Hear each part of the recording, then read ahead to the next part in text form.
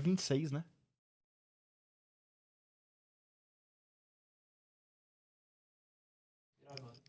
Fala galera, começando mais um episódio do nosso podcast Café com Fundadores. Como vocês sabem, toda segunda-feira, meio-dia, tem episódio novo aqui no canal do YouTube. Então, se você não segue a gente, antes de começar a assistir esse episódio, já clica aí em se inscrever, curte, comenta, compartilha esse vídeo. Se você tá vendo a gente pelo Spotify também, começa a seguir o canal aí para você receber as próximas notificações dos próximos episódios. Se eu não me engano, o Rhodes já perdeu as contas, mas se eu não me engano, a gente tá no episódio 26. Então tem muito conteúdo por vir e muito conteúdo já produzido para trás. Hoje a gente tá com um convidado super especial que fez uma viagem de quantos quilômetros? 1.200 quilômetros. 1.200 quilômetros, então honre a vida desse convidado. 1.200 quilômetros pra gente estar aqui hoje batendo esse papo. A gente já tá ensaiando esse episódio aqui já faz um tempo, mas deu certo. Antes do ano acabar, deu certo o nosso convite. Eu tô aqui com o Vinícius Correia, que é CEO da MailBiz. Cara, seja muito bem-vindo. Obrigado, Igor. É um prazer estar aqui. Valeu a pena aí a viagem e conseguir encaixar esse ano ainda, né? Sim, eu já tava achando que a gente não ia conseguir fazer esse ano mais. Obrigado, Débora, por insistir a vinda do Vinícius para São Paulo. Isso aí, obrigado, Débora, também. Tamo junto, cara. A gente sempre, antes de começar o episódio, eu sempre falo que os empresários, empreendedores ficam muito conhecidos pelo negócio, né? O Vinícius da MailBiz, o Igor da Start Econ. Quase que o nome da empresa vira nosso sobrenome, né?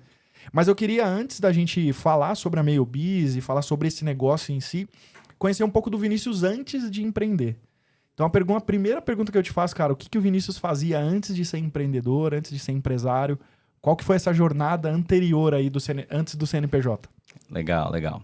Bom, prazer estar aqui, Igor. Obrigado pelo convite. Imagina, aí mais uma vez. Muito feliz de poder compartilhar um pouquinho aí da história e das coisas aí que aconteceram ao longo desses anos, né? Cara, eu diria que o Vinícius, antes de empreender, sempre foi um cara muito curioso. Acho que curiosidade sempre foi uma coisa presente na minha personalidade. Eu venho de uma família de classe média, né? Morei num bairro super simples, classe média baixa de Porto Alegre, assim. Uhum. E eu sempre fui um cara muito curioso para saber como as coisas funcionam, né? Então, eu gostava de brinquedos um pouco complexos, eu imaginava muitas coisas e me divertia com muito pouco, né? Então eu fazia corrida de carrinho com um prendedor de roupa, fazia uma pista e brincava ali. Acompanhava o Ayrton Senna lá desde muito jovem, eu tinha 8, 9 anos, já via corrida de Fórmula 1, já acompanhava tudo, já sabia todos os pilotos, todas as colocações, as pontuações, eu fazia tabela de pontos, eu já tinha uma pegada meio matemática junto ali, analítica. Esse lado aí sempre teve.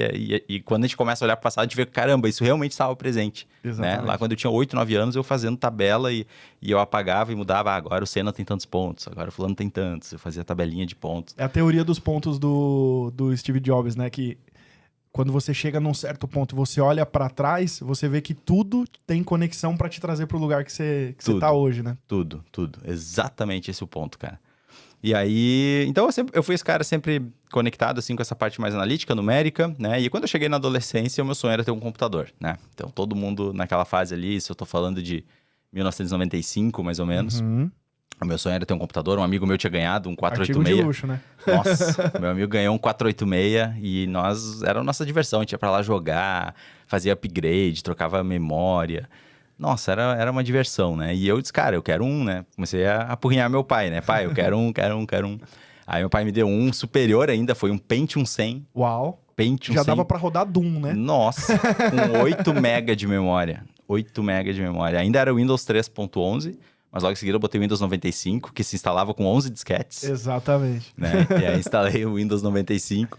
E ali eu comecei a entender um pouco mais de informática, né? Entender essa parte hardware, como é que funciona para melhorar o desempenho. Começamos, obviamente, a usar isso para jogar, né? Aquela coisa de moleque, de adolescente. E essa fase foi bem importante, porque eu comecei a criar gosto pela computação. Uhum.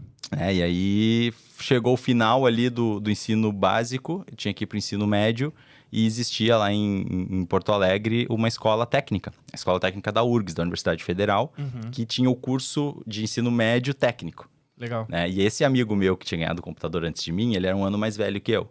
Então ele concluiu a universidade, o ensino básico antes que eu, um ano antes, e ele fez a prova, tinha que fazer uma prova para entrar e entrou lá no ensino médio técnico. E aí começou a aprender programação, começou a aprender redes, começou a aprender hardware. E ele me contava as coisas e eu ficava maravilhado, né? Nossa, cara, é isso que eu vou fazer também, né? Eu vou acabar o ensino básico e vou ir para a escola técnica, tá definido. Quando chegou a minha vez, a escola técnica mudou o critério. Extinguiu o curso de ensino médio técnico. Passou a ser só técnico para quem já tinha o ensino médio concluído. Sim. Então ali veio a primeira grande frustração profissional da minha vida. Adiou 3 anos. Adiou 3 anos. 3 anos, mudança de planos, né, cara? Aí eu disse, tá, não vai dar. Mas, quer saber? Eu vou manter o plano. Eu vou fazer o ensino médio tradicional, eu vou manter o plano de depois buscar entrar na escola técnica, né? E foi o que eu fiz. Concluí o ensino médio tradicional, não pensei em universidade, não pensei em vestibular, não pensei em nada, só tava na minha cabeça aquele curso técnico. Meu amigo já tinha concluído, já estava trabalhando na área, começando a desenvolver, Demais. né, começando a programar e tal. E aí eu disse, nossa... Você tinha ali uma referência clara do resultado final, né? Exatamente. Eu vou para esse caminho, eu não quero saber de faculdade, eu quero fazer um curso técnico, é curso de 2 anos, né? E vou entrar nessa área. Assim, muito no instinto. Nem sabia o que eu ia fazer, se eu ia gostar de redes, de programação, de hardware, nem sabia o que eu ia gostar, mas eu queria estar nesse meio. E aí é estranho, porque é uma coisa que você sente, né? Não tem não é muito lógico. Sim. Você não pensa, por que eu vou fazer isso? Ainda mais quando você tem 17, 18 anos, né? Sim. Tinha imaturo ainda, né? Então aconteceu isso, cara. Aí eu fiz esse movimento, fiz a prova, passei para a Escola Técnica da URGS e comecei lá a estudar, fazer o técnico, né? Então nesse técnico eu comecei a aprender realmente programação, lógica de programação, redes, a parte de hardware. Então foi uma escola muito importante, assim, para mim, para eu entender o que eu queria e o que eu não queria.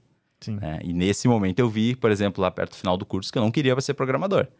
Eu não era o que me despertava. Eu gostei muito mais da parte de redes. A parte de redes, de infraestrutura, me chamou muito mais a atenção. E aí, nesse meio tempo, eu comecei a fazer um estágio num provedor de internet em Porto Alegre, que um outro amigo meu trabalhava, que era conhecido, assim, me convidou para atuar no suporte. Né? E naquela época era suporte a conexão de e-mail, de internet dial-up, né? Conexão de escada e e-mail. Dar suporte ao uso de e-mail. Sim. E naquela época você comprava um pacote que lhe dava um acesso à internet e um e-mail. E não tinha Gmail, não tinha Hotmail, não tinha e-mail gratuito. Nada, né? Não existia e-mail gratuito, então você tinha que pagar. E era caro, cara. Tipo, na época acho que era, sei lá, R$14,90, R$19,90 por mês. Isso a gente tá falando em 2001, né? Então, voltar aí 21 anos, pagar essa grana para ter um e-mail. Sim. Vamos colocar aí que o salário mínimo da época devia ser uns R$150, né? Por aí. Uns R$200 no máximo R$200, por aí. A gente tá falando de 10% de um salário, hoje seria uns R$150. Exatamente, para ter um e-mail e um acesso à internet discado. Né? Então, foi ali a minha primeira assim, experiência com esse mundo de atendimento. Então, eu pude entrar no suporte para atender cliente final. E, claro, o provedor tinha uma veia um pouco mais corporativa. Então, a maioria dos clientes eram empresas, mas tinha também cliente pessoa física. E ali eu comecei a ter esse lado, aprender a atender cliente. Né? Aprendi na marra. Ninguém me treinou, Cara, no primeiro dia, só me explicaram ali, aqui você troca a senha, aqui você faz isso, e aqui tá o telefone. Tocou. Põe esse headset aqui. Atende, suporte, boa noite e começa. Porque eu entrei na noite ainda por cima, né? Eu entrei no turno da noite, que era a única vaga que tinha disponível. E eu disse, beleza, não tem problema, vamos pra noite. Eu estudava de manhã, o curso eu tinha passado no turno da manhã. E na parte da tarde, eu atuava na metalúrgica do meu pai. Meu pai tinha um negócio, então eu tive esse lado de ver o empreendedorismo desde cedo. Né? Porque o meu pai criou uma metalúrgica em 1986. Legal. Né? Então, ele já estava ali naquele momento já há uns 15 anos de empresa, né? E a empresa é uma empresa ainda pequena, mas que ele fez crescer do nada, que começou sozinho, comprou um torno mecânico de sucata, que ia ser derretido, ele comprou, reformou e começou sozinho. Uau. Então, assim, eu tive uma referência muito boa dele de começar do zero. Você teve essa referência, mas ele foi um incentivador de você empreender? Foi. Ali na frente. Ele topou, tipo... Foi. E eu vou explicar que foi até um pouco mais surpreendente a maneira que ele me incentivou, quando eu chegar ali um pouquinho antes de eu começar meio bis. Mas aí o que aconteceu? Ele foi o cara que eu tive como referência de ver, caramba, dá para começar um negócio, dá pra gente gerar valor e crescer, né? E ajudar as pessoas e, enfim, promover um ambiente legal e fazer as pessoas, ajudar as pessoas a crescer, porque no fundo é isso, né, que o negócio faz, ele acaba ajudando na vida das pessoas. E eu tive essa referência positiva, mas eu sabia que não era a área que eu queria atuar. Não queria atuar com indústria, não queria atuar com metalurgia, com nada disso. Nunca quis isso. Deixei sempre isso bem claro para ele. Mas eu ajudava lá à tarde, né? Serviços de office boy, profissão que nem existe hoje mais. Então Contínuo. eu ia no banco lá, 2 horas no banco para pagar conta, né? Não tinha internet banking, então você tinha que pagar os boletos, levar um monte de boleto, um monte de cheque. Malote. Malote. E eu fiz bastante isso, cara, naquele início de 2001 ali.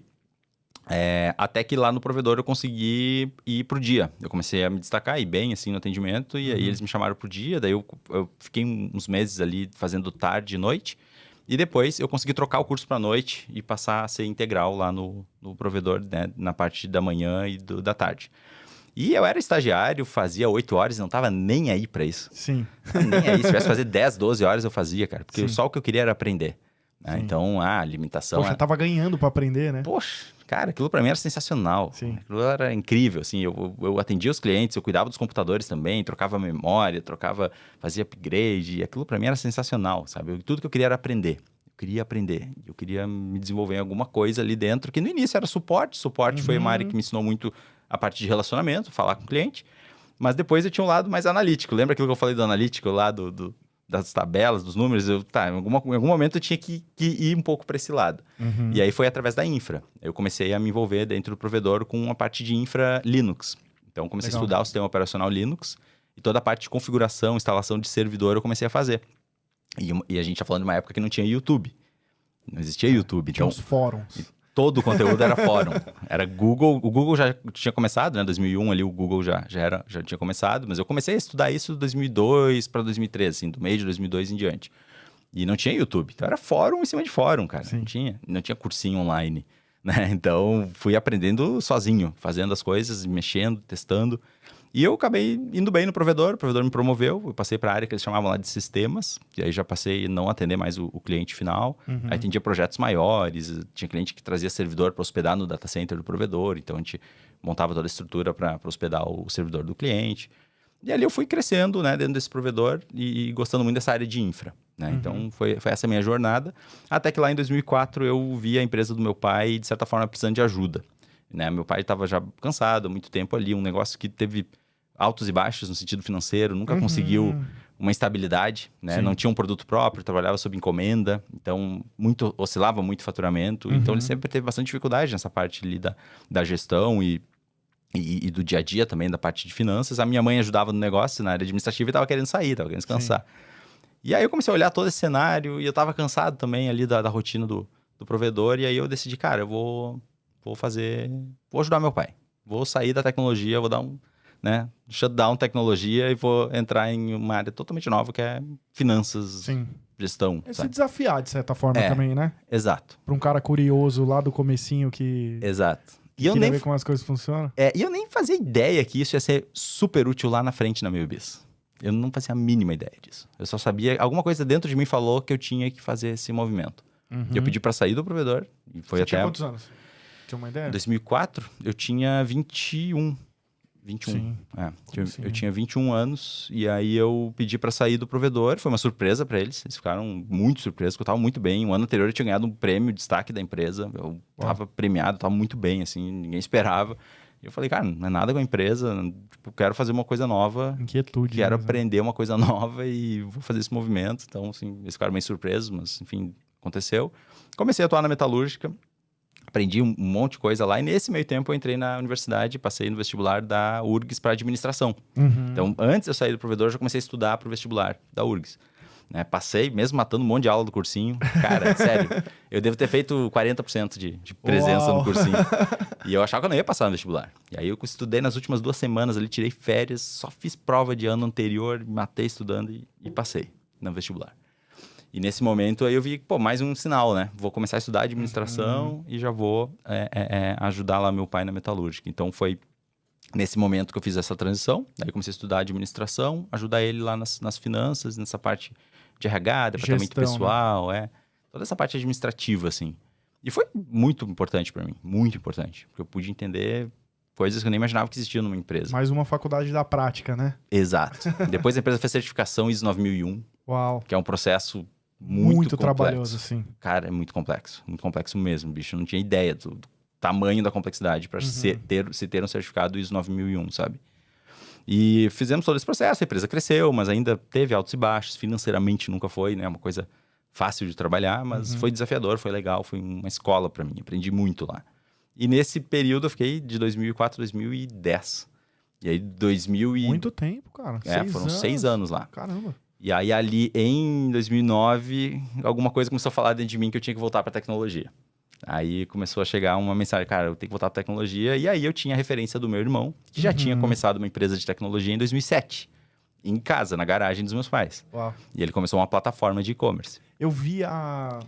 Eles fizeram depois uma série, né, mostrando o caminho. Inclusive, eu vi a garagem nessa série. Eles gravaram a garagem. Isso aí. O quartinho que começou lá na casa dos seus pais. Isso aí. Muito legal. Naquela casa. E aí eu vi o meu irmão começar essa empresa na garagem. E em 2007 ele começou, né, finalzinho, 2006, ali início de 2007.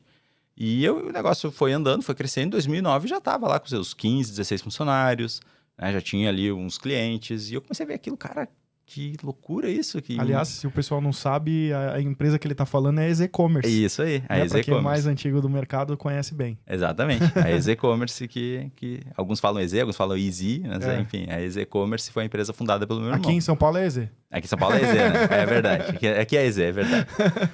E aí essa empresa já estava legal, assim, no sentido de clientes e tudo, e eles a mil ali, ele já tinha mais sócios e tudo. E eu vendo aquilo, eu disse, eles já estavam no escritório, obviamente, né? Já tinham saído da garagem e tudo, lá em 2009. Aí eu disse pra eles, cara, comecei dando uma consultoria no administrativo. Eu disse, cara, deixa eu ajudar em alguma coisa aí. Eu fiz uma consultoria durante alguns meses lá, organizar contas a pagar, contas a receber, faturamento. E depois chegou um momento que eu disse, cara, se eu puder entrar aqui e fazer alguma coisa, no administrativo mesmo, tô muito afim. Quero estar nesse ambiente. Me chama que eu quero estar no meio aí, quero entender esse mundo de e-commerce, quero entender esse mundo de SaaS, né? Tava vendo pela primeira vez que era um SaaS e eu não tinha nem ideia como é que funcionava isso ainda. E aí foi muito legal que eu consegui conversar com eles, a gente chegou num acordo e eu entrei para a área administrativa. Eu fiz toda uma transição de sair da metalúrgica, né? E meu pai, aí entrou muito o apoio do meu pai, que tu perguntou antes, né? Sim. Então ele me apoiou, me entendeu. Em nenhum momento ele quis que eu ficasse lá por ser uma empresa que ele criou, nada disso. Ele me apoiou muito. Então sou muito, muito grato por isso também.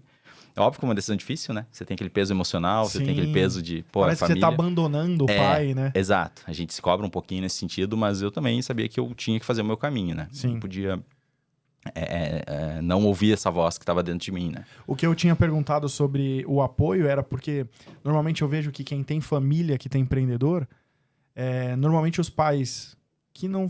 Que sabem como é a jornada de empreender, né? Que sabem que essa jornada não é muito fácil, que é uma jornada complexa, né? Empreender. E daí eles normalmente não querem que o filho passe por esse mesmo caminho, né? Sim. Então tentam direcionar para um outro caminho. Tem um sócio meu, que a tia dele é empreendedora, e ela faz de tudo para os filhos não empreenderem. Só que a vida que ela tem, a vida boa que ela consegue dar para os filhos, é justamente por causa que ela empreende, sabe? Exato. Então, às vezes, a gente vê esse cenário de pais que empreendem, que sentem a dor dessa jornada e tentam fazer os filhos um certo seguirem protecionismo, outro caminho. né? Exatamente. Proteger de alguma maneira. Exatamente. Mas que bom que teu pai te incentivou, né? Te deu uma Sim. trilha de um caminho ali de empreender, tanto você quanto teu irmão também, né? Exatamente. Ele já tinha visto meu irmão, né, indo bem ali, então eu já estava muito feliz por ele. E aí eu acho que ele até acabou ficando feliz também de ver que eu estava, de alguma maneira, ajudando o negócio do meu irmão, mesmo sem ser sócio, sem entrar como sócio, eu estava ajudando aquele negócio também. Então, no fundo, eu acho que ele ficou com uma sensação de dever cumprido, assim, de que os filhos estavam trilhando um caminho legal, sabe? Sim. E então meu pai sempre foi muito positivo, muito otimista, assim, nunca teve medo disso, sabe? Ele encorajou muito a gente a aceitar o risco, né? Porque empreender é isso, é risco, né? Quer certeza, não é empreendendo que você vai ter certezas, né? Exatamente. Então esse lado foi muito bom, assim, da minha família, sabe? Tanto pro meu irmão, quando ele começou o negócio dele. Meu irmão, um perfil um pouco diferente de mim, um pouco mais arrojado, um pouco mais arriscador do que eu sou um pouco mais conservador, mas a gente tem o mesmo olhar, assim, de se desafiar, né? E de gerar valor, né? Isso eu e ele somos muito, muito parecidos.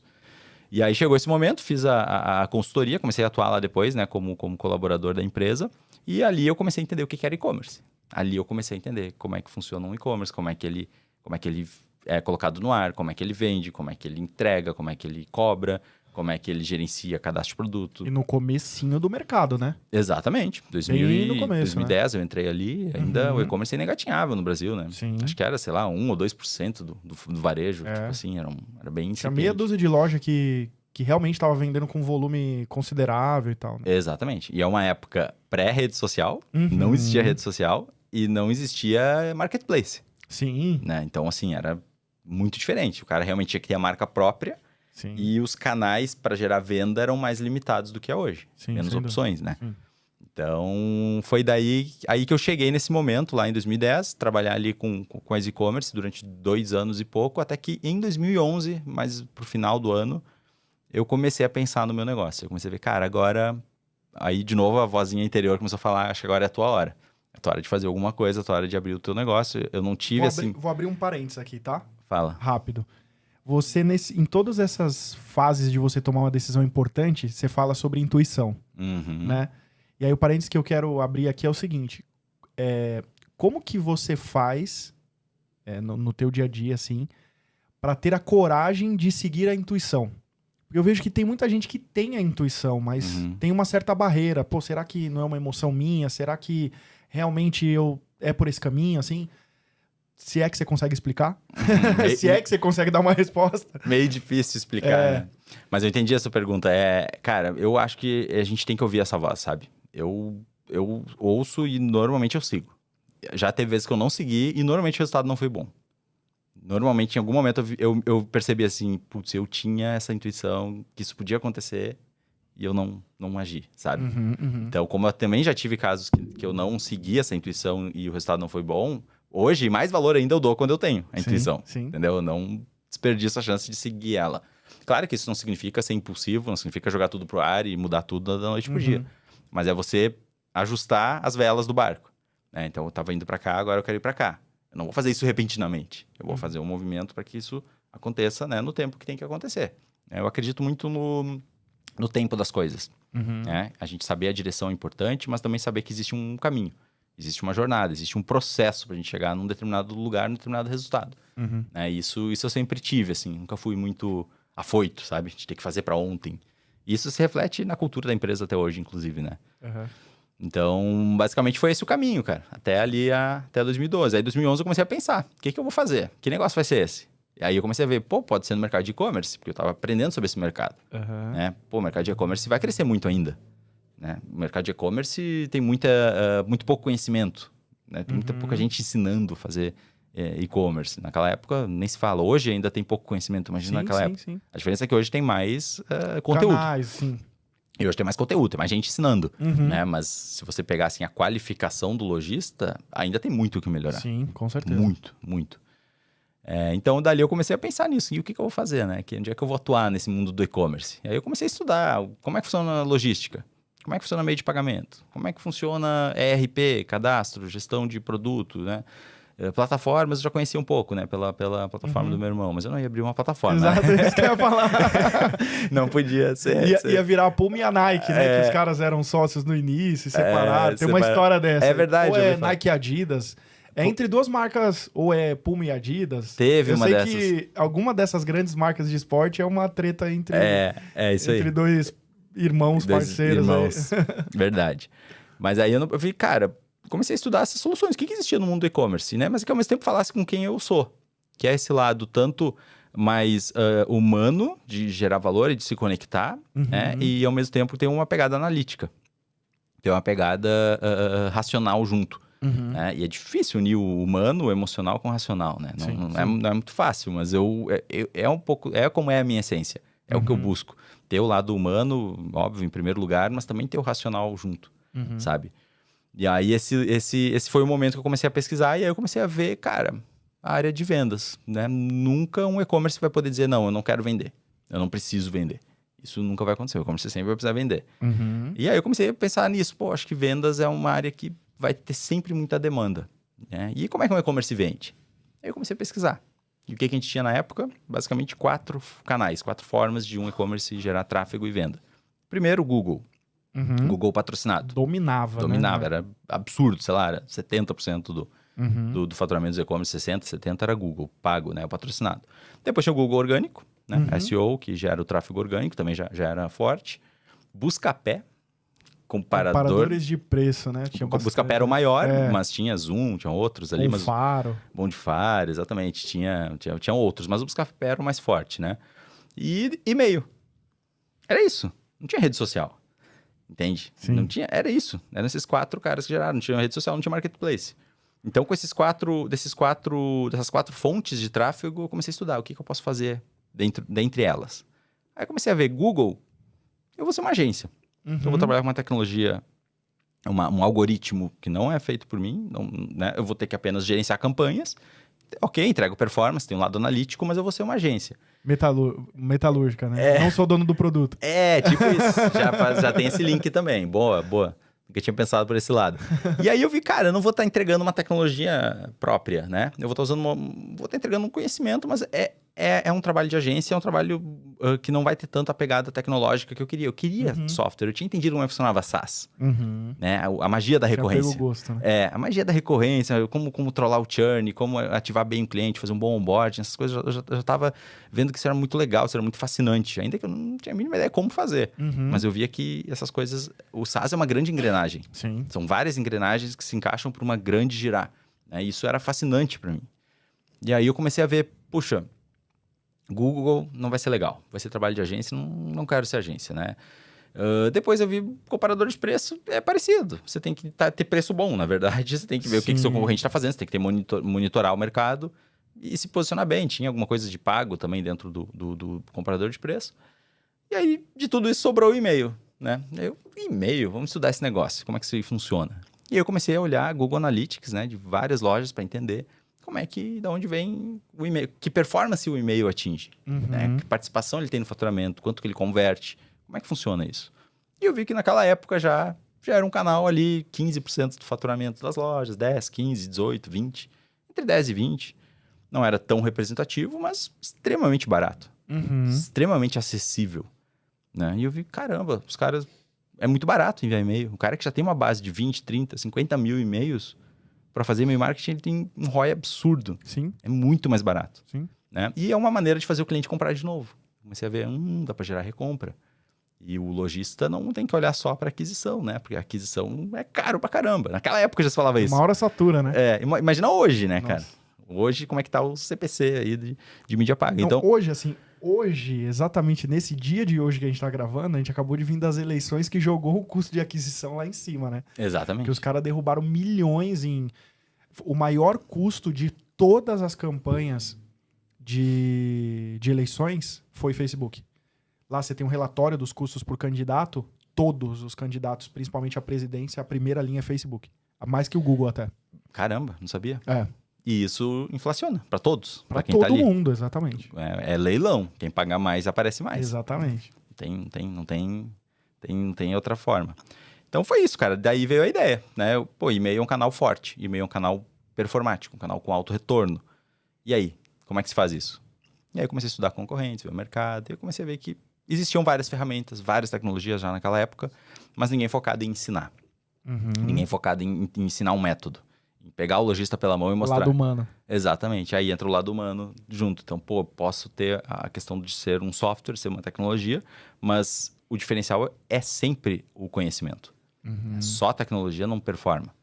Só o conhecimento também não, mas o conhecimento é o que faz a tecnologia é o carro, né? O conhecimento é o motorista. Então, se eu não tenho um bom conhecimento, eu não vou saber dirigir bem um carro. E não adianta eu ter a Ferrari. Não adianta eu ter a Ferrari e dirigir a 50 por hora. Né? Eu tenho que saber pilotar essa Ferrari. E aí, naquela época, eu já via soluções maravilhosas, soluções muito robustas, e os caras não sabiam usar. Né? E ninguém estava ensinando. Né? Ninguém estava ensinando essa pegada de retenção, de recompra. Então, eu pensei, eu vou entrar nesse mercado, sim, mas eu vou ter que ter conseguir combinar tecnologia com o atendimento, com um método. Uma consultoria, né? Uma espécie de consultoria. Mas que também não pode ser tão ultra, hiper, mega personalizada, senão eu não escalo. Sim. Né? Eu não queria também ser uma consultoria super, hiper para atender 10 clientes. Não era esse o foco. Tinha que ter uma escalabilidade até para poder fazer um crescimento sustentável da empresa. Sim. Então, daí veio a ideia. E aí, lógico, comecei toda uma pesquisa, né? Como é que eu vou fazer software sem dinheiro? Como é que eu vou fazer software sem sócio? Né? Responde essa, porque eu acho que é a pergunta de milhões de pessoas. E se eu não sou programador também, não... Pô, e mesmo que eu fosse, né, cara? Como é que eu ia fazer um software sozinho? Software robusto, assim, eu ia levar 3 anos pra fazer um negócio, talvez ia ficar ainda, obviamente, não ia ficar bom, né? Então, foi bem difícil esse momento. Eu conversei com algumas pessoas, com alguns amigos, se alguém queria ser sócio. O pessoal não comprou muito a ideia, né, de arriscar. E aí eu vi o caminho de sócio não rolou. E eu não tinha grana também para trazer uma equipe grande, trazer 10 programadores, vamos fazer o negócio em 6 meses, em 1 ano. Não tinha essa grana, não tinha como. Então só me restou uma alternativa, que foi procurar uma solução pronta. Um software que já existisse, que fosse customizável, que eu pudesse comprar a licença e customizar. Então foi nesse momento que eu fui atrás disso, achei um software na Europa, e esse software foi o início da empresa. Então esse software eu comprei a licença e comecei todo dia à noite, chegava da EZ e ia de noite testar ele. Eu ficava mexendo, customizando o front, testando se ele enviava o e-mail, se dava relatório, se tinha descadastro, se tinha API. Pô, demais. Você comprou o MVP pronto. Exatamente. Basicamente. Exatamente. Né? E eu vi que ele funcionava. Só que eu tive que aprender durante meses como é que ele funcionava. E eu vi que ele funcionava. Feio, em termos de usabilidade, horrível até, posso dizer, muito feio. Mas eu sempre pensei, se eu fosse me levar por isso, eu nem começava a empresa. Né? Não me importa que ele é feio, ele vai ter que gerar resultado. O que o lojista quer é o resultado. Então, a parte visual a gente vai adaptando depois, a gente vai melhorando. Mas eu tenho que gerar resultado. E eu tenho que gerar resultado com esse atendimento, com esse treinamento, com essa capacitação e mostrando como é que o software funciona. Né? E a partir daí, depois que eu vi que fiz alguns testes, eu vi que, ok, ele atende o essencial, né? Dá para apostar. Aí eu comecei a pensar, tá, agora eu tenho que começar um negócio. Aí, que nome ele vai ter, onde é que vai ser? Aí entrou toda uma outra história. Meu irmão ajudou também indicando alguns clientes no início, isso foi importante. Né? Porque ele fez indicação de clientes que já conheciam esse e-commerce, então me ajudou a ter os primeiros clientes para eu mostrar valor. Mas, obviamente, né, Igor, entregar muito e cobrar quase nada. Assim, era muito barato. Assim, o plano inicial era R$199 e eu fazia treinamento, eu montava o planejamento, eu fazia planilha, eu fazia relatório. Tipo, você entregava 1.000. Entregava um valor de 1.500 cobrando 199. Por quê? Porque eu queria validar se esse método funcionava. Antes de pensar em escalar, de botar gente para dentro, de contratar equipe, cara, não tem equipe. Sou eu, porque eu tenho que testar. É eu keep. Por um tempo vai ser eu keep até esse negócio se provar viável e valoroso para o cliente. Se ele não se provar valoroso, a minha premissa estava errada. Né? Então, eu não posso acreditar numa coisa sem ter testado. Aí entra o lado analítico, né? Tem que testar, tem que validar. Isso aqui funciona, isso aqui não funciona, corrige, melhora. Esse caminho aí foram alguns anos. O que você teria feito dentro dessa jornada? Várias dificuldades, vamos pensar assim, nesse caminho. Alguns anos, né? Estamos gravando esse podcast aqui. Você pode estar ouvindo depois, no futuro, lá em 2035, mas a gente está gravando ele em 2022. São alguns anos de MailBiz, né? Muitos anos de MailBiz. 10 anos esse ano. Fechamos 10 anos em agosto. Que demais. 10 anos de MailBiz. O que você teria feito de diferente, se é que existe alguma coisa que poderia ter sido feita diferente, para encurtar esse caminho? Se você olhasse para o Vini que começou a MailBiz lá atrás e falar, poxa, se eu tivesse a oportunidade de começar a MailBiz de novo, eu faria talvez, sei lá, 10 anos em 5 e teria cortado esse caminho. Que lição que resposta que você daria aí? Cara, se é que dá para ser dessa forma. Eu não tenho isso muito claro, assim, de uma coisa que tenha que ter sido diferente, sabe? Porque isso está muito ligado a quem eu sou. O ritmo de crescimento que a empresa teve, na minha visão, foi adequado para a gente gerar o valor que a gente queria gerar e a presença de mercado que a gente tem hoje. Perfeito. Então, eu não tenho esse negócio assim de, poderia ter acelerado aqui e ali. Hoje eu penso talvez muito pouco a entrada da primeira pessoa de vendas, né? Nosso comercial talvez começar um pouco antes. Que a primeira pessoa que eu trouxe para formar time foi o nosso primeiro vendedor, o Lucas. Que tá aqui até hoje e que se tornou sócio da empresa. Uau, que demais. Então, assim, o Lucas... Parabéns, Lucas. Uma salva de palmas pro Lucas, virou sócio da MailBiz. Exatamente. Muito bom. Parabéns pro Lucas. Então, cara, o Lucas veio em 2015. Eu comecei a empresa em agosto de 2012. Sim. Então eu fiquei 2013, 2014, 2015, 3 anos. O Lucas entrou em outubro de 2015. Fiquei 3 anos. Quase 4, né? Sem time. Só tive alguns estagiários ajudando ali no atendimento. Um estagiário sempre para me ajudar no atendimento, um chat, uma coisa. Eu não estava focado em formar um time ainda.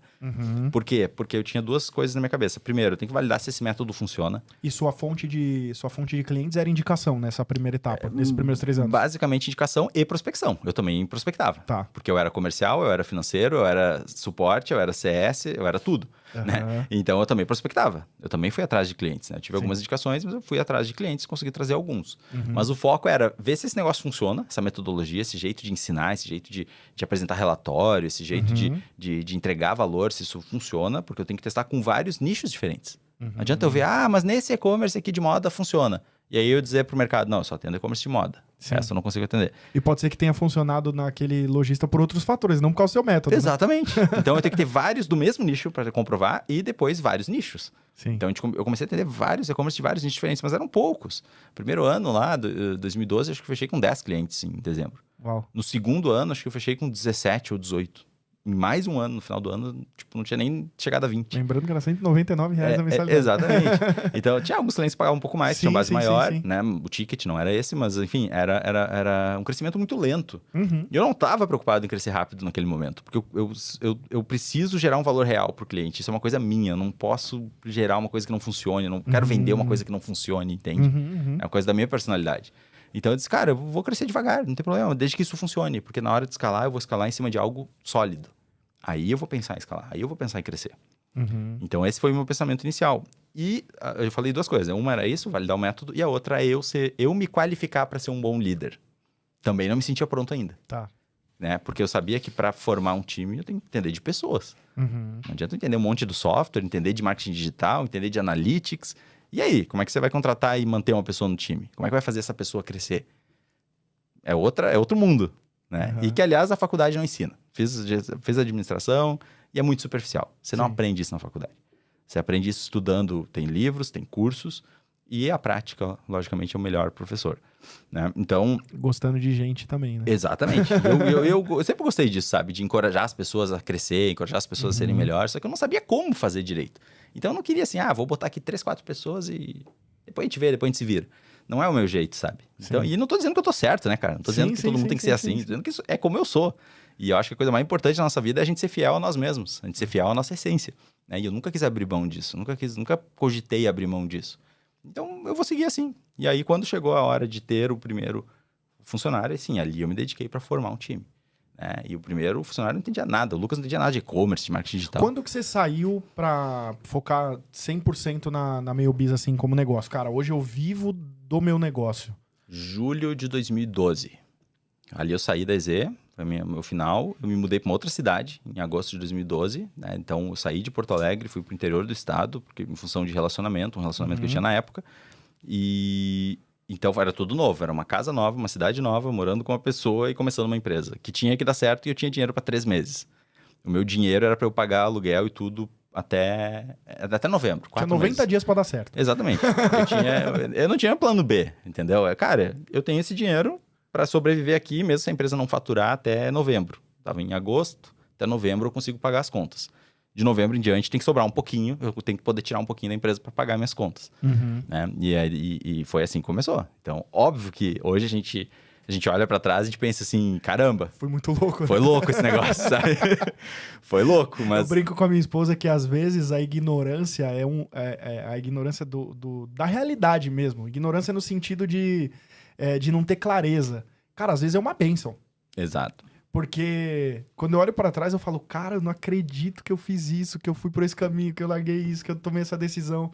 Tipo assim, a minha ingenuidade mais uma positividade me fizeram dar passos que hoje eu tenho um filho pequeno, casado, tenho várias responsabilidades, tenho time, tenho funcionários. Sim. Não dá mais pra ser esse cara tem uns 3 meses aqui, vai dar certo, né? Exatamente. A gente fica todo ponderado nos passos ali.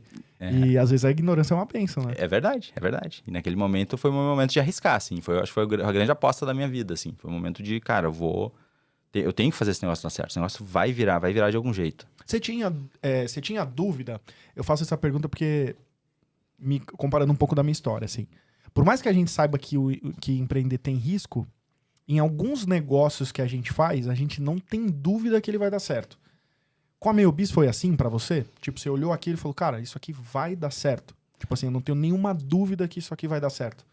Talvez não encontre os caminhos, não tenha clareza dos caminhos, mas tipo, eu não tenho nenhuma dúvida que isso aqui vai dar errado.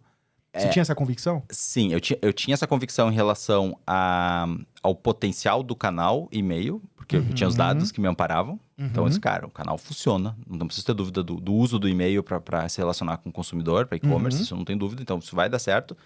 E que lá do outro lado, o cliente gosta de ser bem atendido. Perfeito. O cliente valoriza muito mais a experiência do que a tecnologia. E isso eu não tinha dúvida. Então, eu me agarrava muito nisso. Ainda que eu tinha medos, óbvio, no sentido de, será que eu vou conseguir embalar tudo isso numa experiência que realmente... Será que meu produto é o melhor? Será que eu vou ser competitivo no preço? O cara vai aceitar pagar o que eu quero cobrar? Aí eu tinha várias outras dúvidas. Não é que eu tava certo que tudo ia funcionar. Sim. Mas eu tinha... Essas duas premissas eram muito fortes para mim, sabe? Que o canal era forte, que o canal funciona para e-commerce. E a segunda é essa de que o atendimento nunca vai ser algo que o cliente final vai... para mim não importa o atendimento. Hoje em dia você vai olhar, cara, a maior carência é atendimento. Não só com tecnologia, em qualquer coisa, né, cara? Você vai num restaurante que quer ser bem atendido, a gente tá gravando um podcast aqui no estúdio, eu quero ser bem atendido. Exatamente, é a universal. Básica de consumidor, né? Exatamente, é universal. E isso teve muito forte em mim. Cara, eu vou dar um atendimento diferenciado, vai ser humanizado. Vai ter uma pessoa especialista para conversar, vai ter alguém que vai ensinar, né? Vai ter alguém que não vai ali, abra um ticket e em até 72 horas vai ter uma resposta. Ou chama no chatbot. Cara, não vai ser assim. Sabe? Então, isso estava muito claro na minha cabeça que isso geraria um encantamento no cliente. Né? Que é aquilo que a gente sempre diz, negócio no fim é isso, é resolver problema e encantar o cliente. Eu tenho que resolver as coisas, encantar e achar a solução para ele. Né? Botar ele no centro, mas nesse processo eu crescer também, né? Então, isso é o que eu tinha de certeza, sabe? Só que eu comecei a empresa em agosto, ela não tinha nome. Né? Tipo, comecei as primeiras semanas, já estava atendendo o primeiro cliente ali, a empresa não tinha nome, não tinha site. Eu comecei a pesquisar domínio, adoidado. Cara, que domínio que tá disponível. A minha pesquisa foi por domínio. E teu nome é muito bom, cara. Daí eu achei esse nome, e aí eu conversei com meu irmão, né? Referência pra mim, assim. Eu falei, cara, o que tu acha desse domínio? Ele falou, cara, muito bom, registra, não sei o quê. Aí porque já dá pra ser empresa global, né? Coisas que você não pensava naquela época, mas se olhar pra trás, né? Exatamente. Aí eu achei o nome, aí eu disse pra ele, tá, cara, agora eu preciso de um logo. E meu irmão também trabalhava com Photoshop, com essa parte de design. E eu disse pra ele, cara, cria um logo pra mim aí, porque eu preciso saber as cores e tal, pra eu fazer um site. Né? E o site, eu que tinha que fazer o site também, não ia pagar ninguém pra fazer, porque eu não tinha dinheiro, né? Então eu disse, cara, faz aí o logo. Aí em 10 minutos ele fez, cara. Primeiro logo da minha vida, assim, que era um azul escuro. Tá aí o teu logo. E eu, beleza, fechou, é isso aí. Só precisava das cores. Fui pro WordPress, template de WordPress. Sim. Comprei um template lá, acho que $10, $15, template de WordPress. Theme Forest. Exatamente, né? Theme Forest. Template Monster, alguma coisa dessas. Theme Forest, comprei o template, botei lá numa hospedagem brasileira, aqui, algum provedor daqui, assim. Comecei a customizar o template, deu uma semana, tava no ar o site. Tá, aqui tem o site, tem o domínio, tem o e-mail. Telefone, eu tinha ainda uma linha da GVT. No primeiro mês, cara, não me liguei nos DDD, não tinha plano de DDD. R$480 de conta. Uau! R$480. A empresa faturando, tipo, 300, né? Aí tinha 480 de telefone pra pagar. Eu disse, cara... Aí me liguei, cara, existe VoIP. Aí contratei um VoIP. Aí passou a eu gastar R$15 por mês pra ligar. Então, essas coisas, o cara, no início, não pensa. Não tem como pensar em tudo, né, cara? Como que foi esse marco de completar 10 anos, assim, pra você, como empresa? Porque estamos falando essas dificuldades do início, né? Esses errinhos do telefone e tudo mais, esses desafios. Mas, cara, se passaram 10 anos, você tem uma empresa super consolidada hoje no mercado, no seu posicionamento ali, líder, no que vocês estão fazendo, em ferramenta de relacionamento com o cliente, para esse perfil de cliente, focado em e-commerce, vocês estão liderando ali o mercado, estão presentes nos principais eventos. Eu sei que isso é um grande investimento. Eu estava lá no Fórum do E-Commerce Brasil, um standzão da MailBiz, no Vetex Day, stand da MailBiz. Então, assim, cara, foi uma jornada, né? Quando chegou a data de comemoração dos 10 anos, o que veio na cabeça do Vinícius? Nossa, foi emocionante, cara. Foi emocionante. A gente fez primeiro uma comemoração online com todo o time, que a gente tem muita gente remota hoje, né? Sim. Então a galera tá espalhada, então a gente fez um online ali. Foi muito legal. Eu me emocionei na hora de falar, dei uma travada, gaguejei. Consegui falar tão bem o que eu queria, assim, mas foi um momento muito especial. O que veio na minha cabeça, assim, cara, foi... nossa, como é incrível a gente conseguir gerar valor pro mercado, crescer, mas ao mesmo tempo todo mundo que tá aqui ter se tornado pessoas melhores. Vocês são em quantos hoje? Hoje a gente tá em 43, eu acho. Uau. Um pouquinho mais de 40. Uau. E assim, fazer esse caminho e ver que as pessoas se tornaram pessoas melhores, ver que as pessoas aprenderam alguma coisa para sua vida. Não é só a profissão, não é só o dia a dia de trabalho, né? Elas se tornaram pessoas melhores. É muito impactante, sabe? E aí, quando a gente pensa assim, mas vocês atendem negócio, é B2B, vocês atendem empresas. Tá, mas quem é que tá lá do outro lado? Empresa é uma abstração. Empresa é uma coisa que não existe. Empresa é uma reunião de CPF. Exatamente. CNPJ... CNPJ é o coletivo de CPF. Exatamente. Se trouxer para o português, é o coletivo de CPF. Cara, CNPJ é uma abstração. O que existe é um monte de CPF lá. Sim. E se a gente tem a proposta de ensinar, esse cara lá do outro lado tá aprendendo alguma coisa. Então, ele também tá melhorando a vida dele. Porque ele vai passar a ser um melhor profissional. Né? Se ele for um melhor profissional, ele vai contribuir para a empresa dele crescer, ele vai ser recompensado por isso de algum jeito, a família dele... Reconhecido em outras oportunidades melhores, trabalhar com outras marcas maiores, né? Exatamente. Então tem essa pegada muito assim de que a nossa missão não é... Tanto é que a gente começou a falar muito em propósito, o que está por trás de tudo isso, a gente começou a falar 2 anos atrás para definir e formalizar isso. Era uma ideia que sempre teve lá no meu interior, mas quando você começa um negócio... Bicho, você tem que fazer o negócio funcionar. Você não pode romantizar esse momento de, agora eu vou pensar no propósito. Cultura. A cultura é pagar o boleto mês que vem. Velho, você não consegue fazer isso no início, cara. Sim. Isso talvez funcione para uma empresa que já nasce com grana, com não sei o quê. É diferente. Bootstrap é outra história. É outro game. O nosso game, velho, eu tenho que fazer esse negócio virar, tenho que resolver o problema do cliente, o cliente ficar feliz, me recomendar, e eu conseguir trazer mais clientes e ir crescendo e com o mínimo de atrito possível. Vai ter atrito, vai ter caos, mas o mínimo possível. Né? Cara, é isso. Depois você vai começar a ver, mas o que está por trás? Por que a gente tomou tal decisão no passado? E aí, nessa investigação, a gente chegou no propósito, né, da Meio-Bis, que está ligado a ampliar os horizontes de crescimento de pessoas e negócios. O que é esse ampliar horizontes de crescimento? É dizer, cara, acredita mais em você. Acredita que amanhã pode ser melhor que hoje. Acredita que dá para se transformar um pouquinho todo dia, sabe? E isso a gente tenta passar para todos os nossos colaboradores no dia a dia. E ao mesmo tempo para o nosso cliente. Porque a gente tem que dizer para o cliente, o que você fazia antes, cara, pode ser muito melhor. Vamos fazer diferente? Vamos tentar alguma coisa diferente? Sim. Sabe? Então, a gente vende uma transformação. A gente não vende um software. A gente vende um resultado, uma transformação que, logicamente, traz o lado financeiro. A gente mensura pelo financeiro, mas não é só o financeiro. Sim. Entende? Então, por trás daquela vontade de empreender tem muita coisa escondida, né? Nossa, tem muito. E às vezes o pessoal olha assim, mas quer crescer por quê? Só para ficar grande? Né? Só para aumentar faturamento? Não, bicho, não é esse. Grana é combustível. Sim. Grana não é o fim. Às vezes pode ser até o nosso farol inicial, porque nossas metas são essas, né? Quero faturar tanto, quero ter tanto de crescimento e tal. Mas quando você sai da UTI do negócio, assim, porque a UTI do negócio cara, não sei se eu tô vivo amanhã. Exatamente. Então eu vou ali, cliente e tal, cresço, agora já é ponto de equilíbrio, já consigo formar um time e tal. Saiu da UTI, começou a ser um negócio lucrativo, já foi pro quarto, né? já não é mais grana. Exatamente. Você já não tem mais preocupação com a vida. Exatamente. Aí você tem que achar um outro...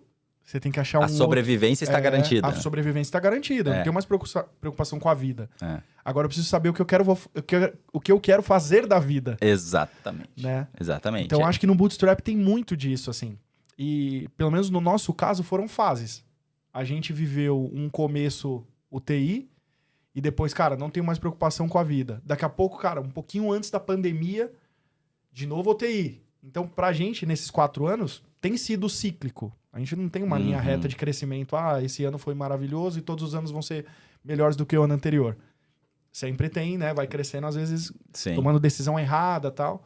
Que faz parte do jogo, né? Exato. Então, acho que quando você tira essa preocupação do, cara, se eu vou sobreviver mês que vem, eu acho que você começa a ter um espaço pra falar, não, mas peraí, eu tô fazendo isso por quê? Exato. Né? A gente, às vezes, tem sonhos, realizações financeiras pessoais... Mas aí, quando a gente realiza todas elas, a gente fala, cara, mas por que eu... Por que eu faço o que eu faço, né? Eu não vou levantar só pra não vou levantar de manhã só pra trocar de carro o ano que vem, entendeu? Exatamente. Isso já não... Eu já tenho o melhor carro que eu poderia ter. Né? Não tem mais essa motivação financeira. Exato. Cara... E eu mentorando as pessoas, às vezes conversando, assim, batendo papo, eu falo pra elas, cara, é muito mais rápido do que você imagina chegar nesse sonho seu. Porque eu quero morar em tal lugar, eu quero ter o carro tal, eu quero fazer a viagem X. Cara, você vai conseguir isso em 5 anos. Só que você tem 40 de vida. Tipo assim, o que você vai fazer nos outros 35, né? Essa é a preocupação que tem que ser a maior, né? E, cara, no fundo, nunca é sobre o destino. É sempre sobre o caminho. Não é o destino. Eu pensava muito quando faturasse 100 mil reais por mês.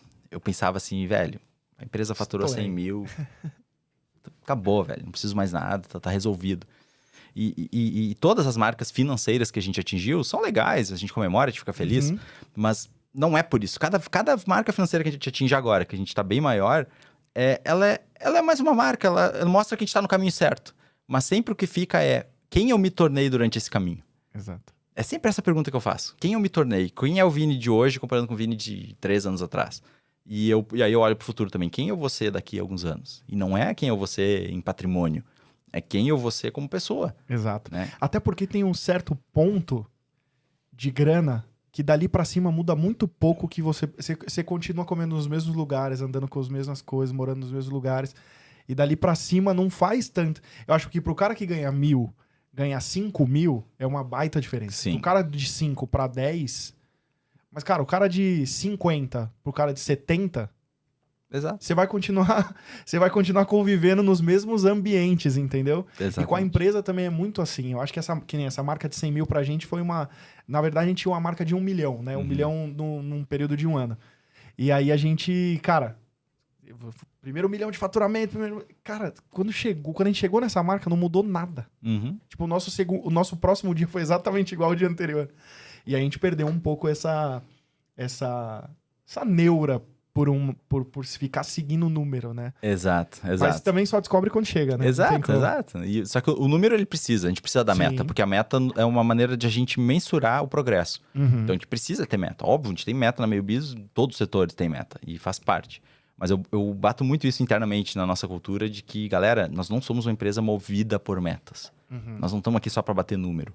Nós estamos aqui para evoluir enquanto ser humano. Todos estamos aqui para evoluir enquanto ser humano, nos tornarmos pessoas melhores e gerar valor para o nosso cliente, para o mercado, né? Enquanto nos tornamos pessoas melhores também. Né? Isso tem que estar em primeiro lugar. Então, se uma meta não é atingida, mas a gente cumpriu com a nossa missão, a gente está dentro da cultura, a gente está sendo uma influência positiva, a gente está se transformando de alguma maneira, está tudo certo. O problema é você não bater a meta e você ainda por cima está fora da cultura da empresa, por exemplo. Você está desalinhado. Tem alguém ali dentro que não contribui para o ambiente. Isso que é o problema, isso que me preocupa no sentido de pessoas, sabe? Agora, meta, às vezes você bate, às vezes você não bate. E se não bateu, é um sinal para a gente pensar o que a gente pode fazer de diferente. Né? Então, talvez não estávamos prontos para esse passo ainda. Não tem problema a gente arriscar, às vezes, um passo grande, beleza? Então, vamos nos preparar melhor para esse passo. Né? Isso a gente faz em conjunto. Não é um sozinho lá que vai dizer, faz assim. Aí entra a ideia de time, de colaboração, né? Então é isso que eu tenho visto. É meta como indicador, não como prêmio, né? Exato.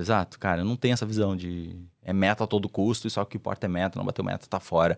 Né? E aí entra muito essa questão das empresas aceleradas, né? De startups com grana aí, que você vê, porra, olha quantos layoffs a gente tá tendo. Quantidade de desligamento a gente tá tendo, porque a exponencialidade que tanto se fala, ela é pros dois sentidos. Ela é para crescer, mas ela é para cair também. Exatamente. Porque você injeta dinheiro, é que nem eu tava falando, que o dinheiro é o combustível do carro. Né? O dinheiro não é lá no fim, não é o objetivo. O objetivo é chegar em algum lugar. Né? Mas aí você põe uma turbina de avião no carro. Velho, ele vai decolar. Ele vai. Só que a altura que ele foi, se ele tiver que cair, ele vai cair forte também. É física, né? A lei não muda. A lei é implacável. Né? Então é o que a gente vê agora. Empresa acelerada, né? A exponencialidade traz esse risco. E a gente na Meio Biz é muito cauteloso quanto a isso. A gente quer crescer sim, a gente quer ser audacioso, mas a gente quer crescer com sustentabilidade, sendo sustentável. Vocês já foram pilhados desse lance de startup, assim, do mercado de venture capital? Não vocês estarem pilhados, mas terem uma pilha externa para... Cara, vocês precisam crescer, tem potencial, não sei o que lá. A gente já teve. A gente teve logo no comecinho do negócio. Assim, essa pilha, a gente até captou dinheiro no começo com o VC. E aí, cara, chegou um certo ponto que eu não me encontrei mais na frente do negócio. Sabe, tipo assim... Falei, cara, eu não comecei esse negócio pra isso.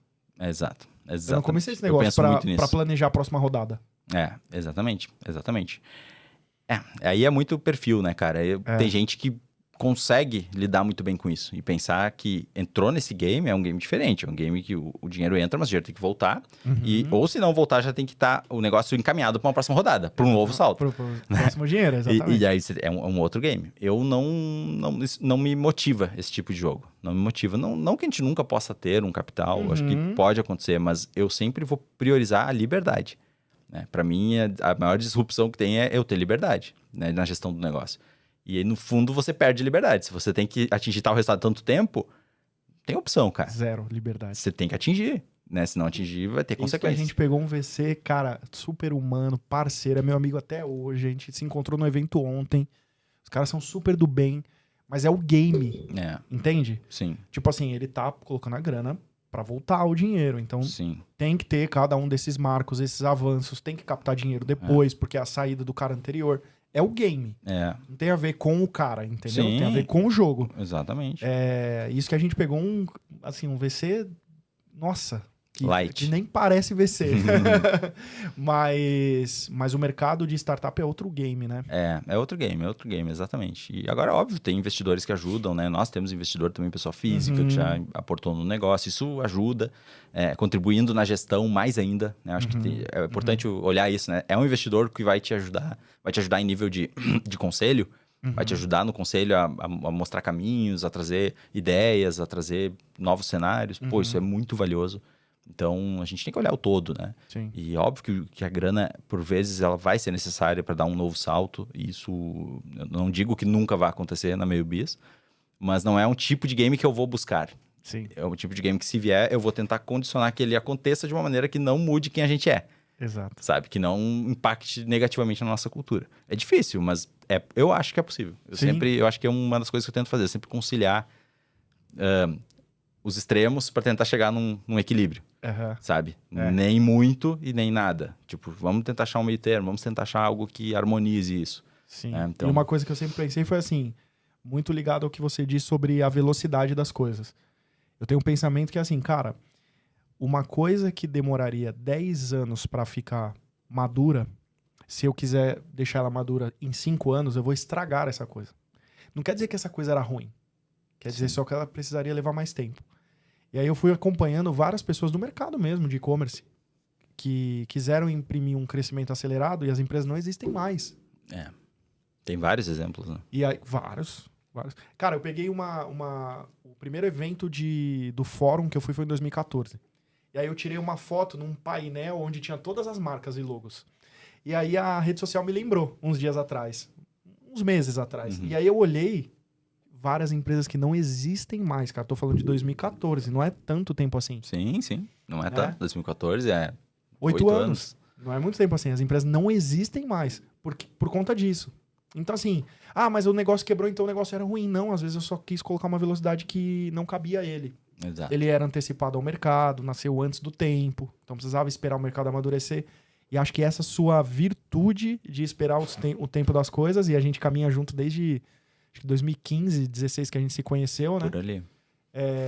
Eu vi que você tem essa virtude de entender o tempo das coisas. Exato. De saber que as coisas levam um tempo e ter paciência. Eu vi você por muito tempo com um time enxuto, dando um passo de cada vez. Cara, por que você já não faz isso? Não, Sim. Calma. Ainda não é meu passo e tal. Então acho que você tem essa virtude, cara. E eu admiro muito isso em você. Legal, obrigado, cara. Você também, né? Acho que nós temos um pensamento parecido nesse sentido, né, Igor? Isso é que nem a gente falou, é perfil, cara, né? Não estamos aqui dizendo que todo mundo tem que ser assim, né? Que é o certo. Cara, é perfil. Eu acho que a única coisa que tem que ser certa é eu ser fiel a mim mesmo. Ser fiel a quem eu sou, você tem que ser fiel a quem você é. Acho que essa é a grande lei, né? Sim. Mas eu acredito muito nisso, no tempo das coisas. Eu sou um crente e um defensor disso, sabe? As coisas têm seu tempo. E aí entra um desafio também, falando de pessoas, né? Até essa semana eu tava conversando com a nossa área de people lá na empresa, lidar com as pessoas da geração Z. Né? Eu sou geração Y, acho que você também aí, né? Nasceu nos 32, anos 80. Nasceu em 89. Final dos anos 80, eu nasci mais no início dos anos 80, mas enfim, a gente aprendeu a esperar. Para conectar a internet tinha que ser às 2h do sábado. Exatamente. Entendeu? Não podia conectar toda hora. E tinha que ser o acesso discado que era lento pra caramba. Para baixar um filme era 3 dias. Exatamente. No torrent. Exatamente. Entende? Então, assim, a gente tem... Uma música levava uma semana. Exatamente. Uma música de 3 minutos. Cara, nossa, era...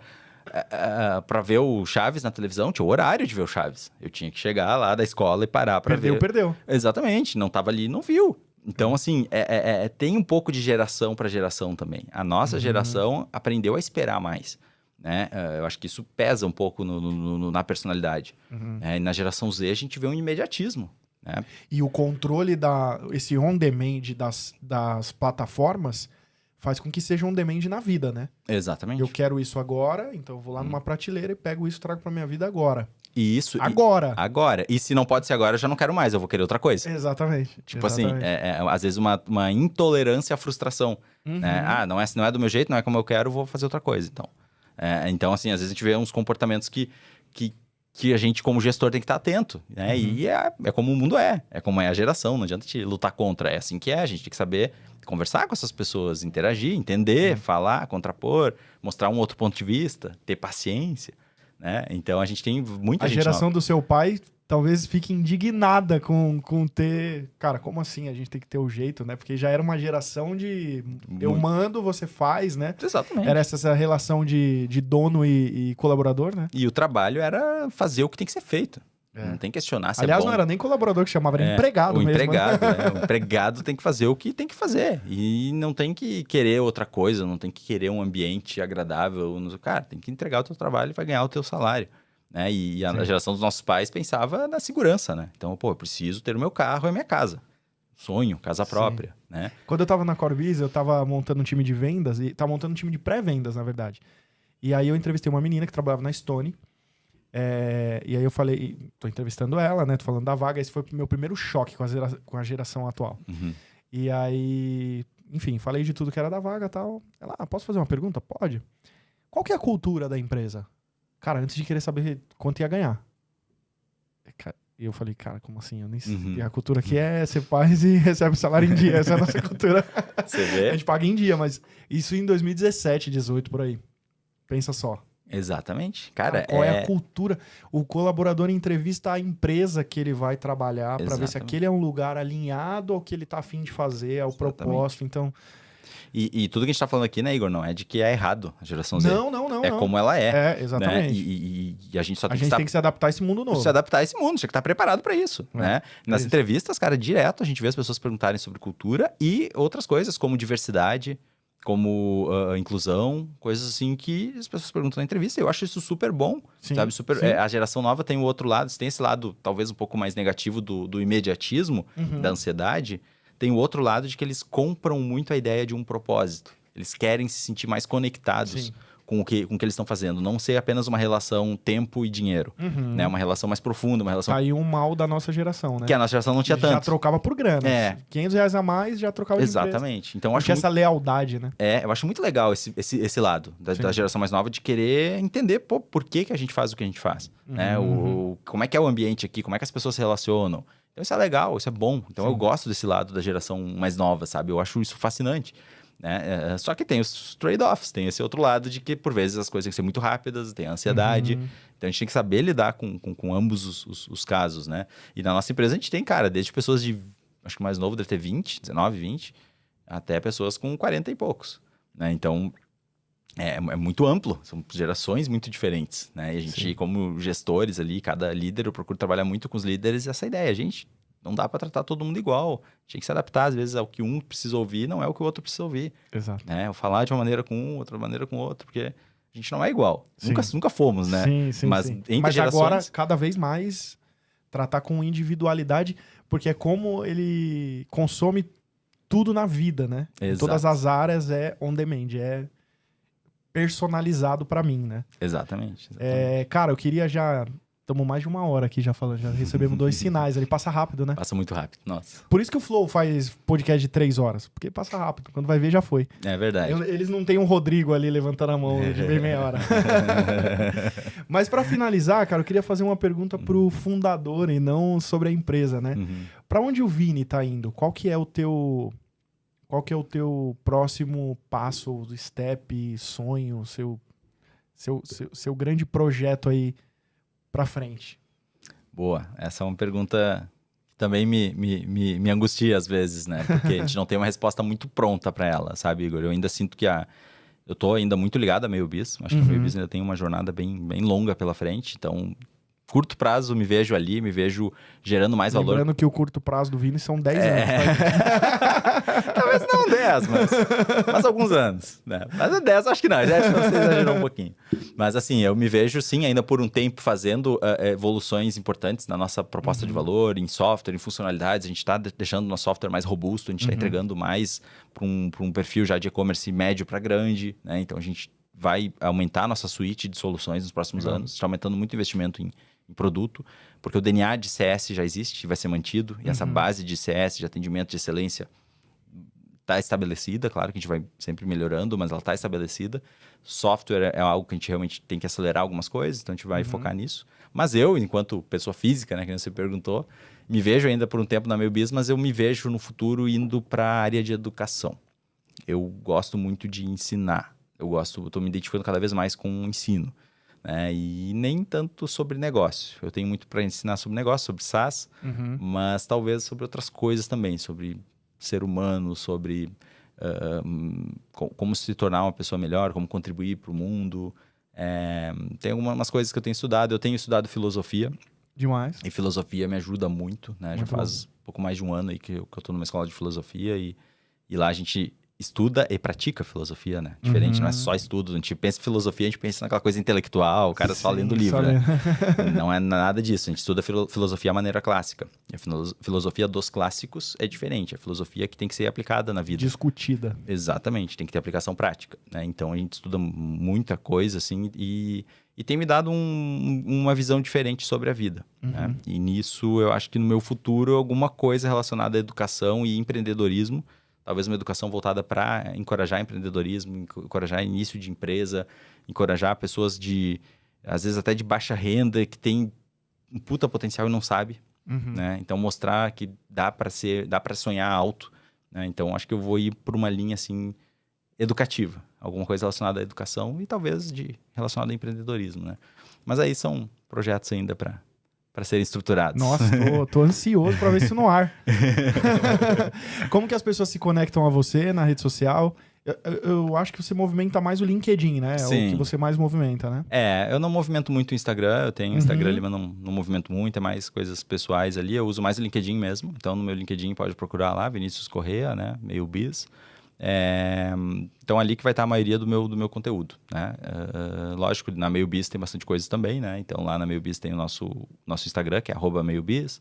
Tem o canal no YouTube, MeioBizBR. A gente tem uma série de conteúdo gravado há muito tempo, né? Nossa, tinha conteúdo desde 2016, 2017 gravado lá. Muito webinar, muita aula. A gente fez muito junto, hein? A gente fez vários juntos, né? Nossa. Acho que a gente fez o primeiro na época da CoreBiz, né? Foi. Você tava na CoreBiz ainda? Foi os primeiros pra gente, acho que os primeiros pra vocês também. É verdade. Você tava na CoreBiz, acho que foi 2017, talvez?